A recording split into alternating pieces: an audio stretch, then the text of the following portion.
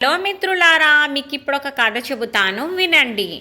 ఒకరోజు రంగడు అనేవాడు వాళ్ళ మావయ్యతో సముద్రం ఒడ్డుకి వెళ్తాడు. మావయ్య ఎవరో తెలిసిన వ్యక్తి కనిపిస్తే అతనితో కబుర్లో పడిపోతాడు. 8 ఏళ్ల రంగడు సముద్రం దగ్గరికి వచ్చి ఊరికే ఉంటాడా చెప్పండి?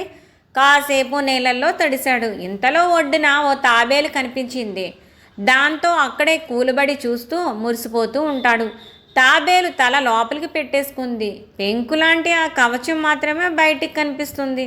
తల ఎంతకు బయటికి పెట్టకపోవడంతో రంగడు నిరాశ చెందాడు. అక్కడ దొరికిన ఒక కర్రపుల్లతో దాన్ని పొడవడం మొదలుపెట్టాడు. అయినా చలనం లేదు. కాస్త దూరం నుంచి గమనించిన మావయ్య లేచి దగ్గరికి వచ్చాడు. చూడు మావయ్య, ఇందాక ఎంచక్క తల బయటికి పెట్టింది, కొద్దిగా నడిచింది కూడా, నేను చూశాను. ఇప్పుడు చూడు, చేతిలో కర్రపున్నను లాక్కొని, అది కాదు పద్ధతి, ఇలా చేస్తే అది చచ్చిపోతుంది. మరి మావయ్య దాన్ని ప్రేమగా తీసుకుని ఇంటికి తీసుకుని వచ్చాడు. వెనకాలే గెంతులేస్తూ రంగడు వంట పొయ్యి దగ్గరికి వచ్చాడు. కాస్త యువతలుగా ఉంచాడు దానిని. కాసేపటికి ఆ వెచ్చదానానికి తాబేలు తల బయట పెట్టింది. కాళ్ళను బయటికి తీసింది.